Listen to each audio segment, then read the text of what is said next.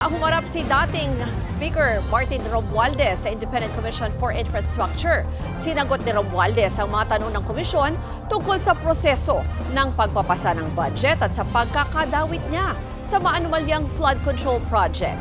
At live mula sa Taguig City, nasa frontline ng balitang yan si Gerard de la Peña. Gerard, ano ba ang mga naging pahayag dyan sa ICI ni dating House Speaker Romualdez?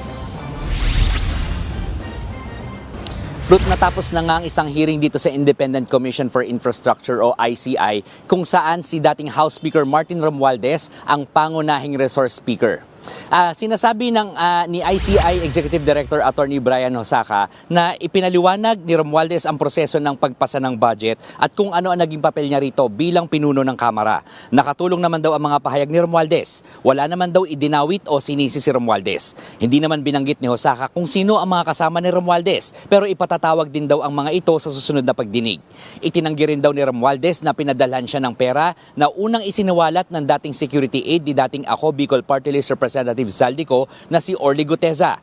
Nagsumite na rin daw ng affidavit si Romualdez pero pababalikin siya sa komisyon para sagutin ng iba pang tanong base sa salaysay. Nagpasalamat naman si Romualdez sa pagkakaimbita sa kanya ng ICI. Handa rin daw siyang bumalik kung kinakailangan. Narito ang pahayag ni Romualdez.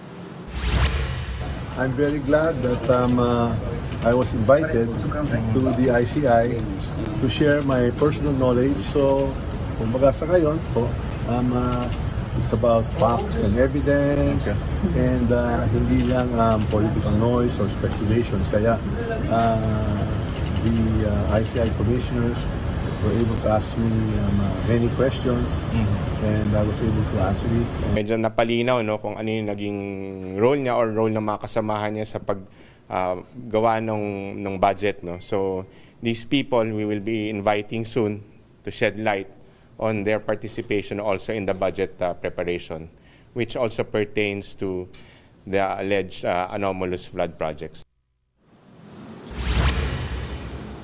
Bukod dito, humarap din sa komisyon si Budget Secretary Amenah Pangandaman. Ito ay para ipaliwanag ang proseso ng budget mula sa pagpapanukala ng mga ahensya hanggang sa maipasa ito bilang General Appropriations Act. Nagbigay rin daw ng ilang suhestyon ang komisyon para mas mapaayos ito ng DBM.